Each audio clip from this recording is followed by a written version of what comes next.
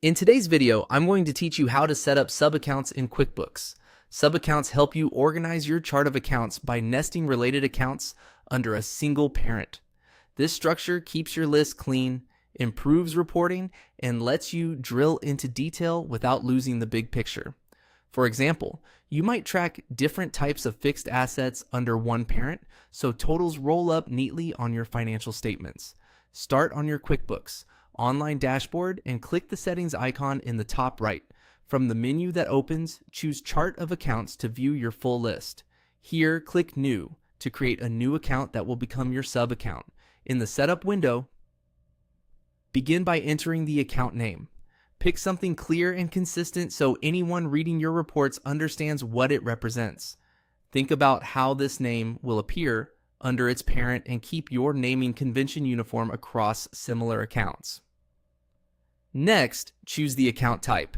This choice determines where the account shows up on your financial statements and how QuickBooks treats it. For the example in this walkthrough, select Fixed Assets. Your selection should match the nature of the account you are adding and align with the account type of the parent you plan to use. After that, select the detail type. This further classifies the account for more accurate reporting. Continuing the example, choose Other Fixed Assets.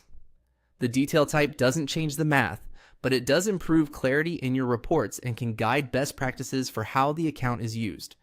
Now make this account a sub-account by turning on the Make This a Sub-Account option. When you do, a field appears to select the parent account.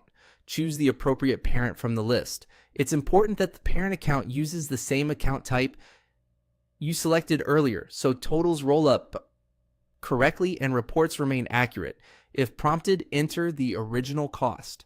This is typically the historical purchase price of the asset or the starting balance for the item you're tracking, not its current market value. Be precise here. Accurate setup saves time later and ensures your balance sheet reflects reality. If you're unsure about the right amount, it's a good idea to check your prior records or consult your accountant before proceeding. When everything looks correct, name, account type, detail type, subaccount setting, parent, and original cost, click Save.